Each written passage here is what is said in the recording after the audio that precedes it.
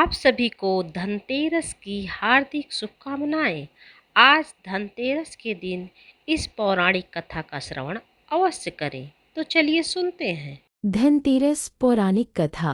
एक समय की बात है जब मृत्यु के देवता यमराज ने यमदूतों से पूछा कि क्या कभी मनुष्य के प्राण लेते वक्त तुमको कभी किसी पर दया आती है। यमदूतों ने कहा, नहीं महाराज, हम तो केवल आपके दिए हुए निर्देशों का पालन करते हैं।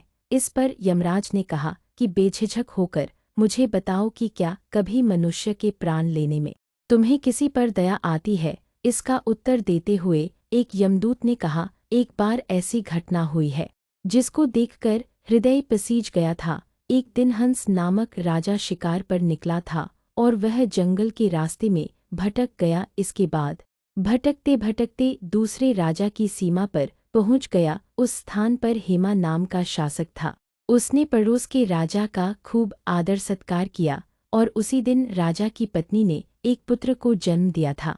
उस समय ग्रह नक्षत्र के आधार पर ज्योतिषियों ने बताया कि विवाह के 4 साल बाद ही बालक की मृत्यु हो जाएगी।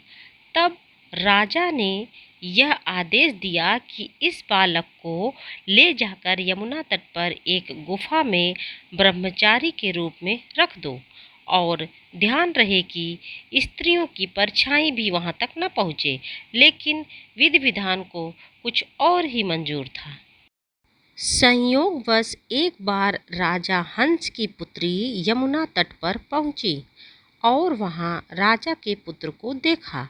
इसके बाद दोनों ने गंधर्व विवाह किया और भविष्यवाणी के अनुसार विवाह के 4 दिन बाद ही राजा के पुत्र की मृत्यु हो गई। यमदूत ने कहा, उस नवविवाहिता का करुण विलाप सुनकर मेरा हृदय पसीज गया था।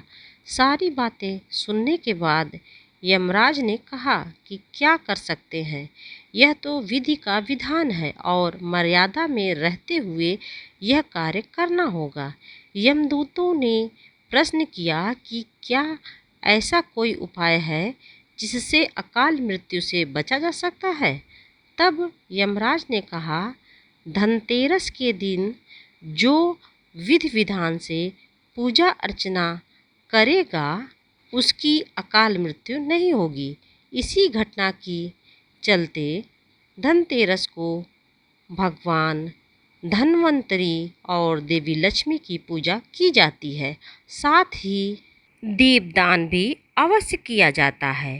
तो यदि मेरा यह वीडियो आपको पसंद आया हो तो प्लीज़ इसे ज़्यादा से ज़्यादा शेयर करें और लाइक करें और धार्मिक तथा पौराणिक कथाओं के श्रवण के लिए मेरे चैनल को सब्सक्राइब अवश्य करें। धन्यवाद।